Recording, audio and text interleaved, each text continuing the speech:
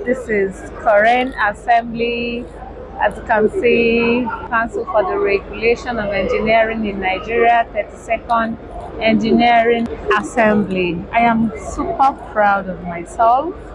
I am super proud of the woman I have become.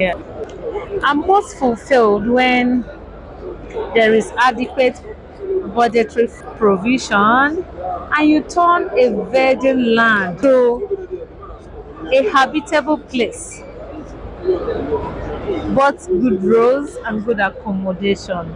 Engineering is all about problem solving, and that is why the engineering professionals in Nigeria have gathered here today to not just celebrate ourselves but also ponder on the best way to regulate engineering practice in Nigeria.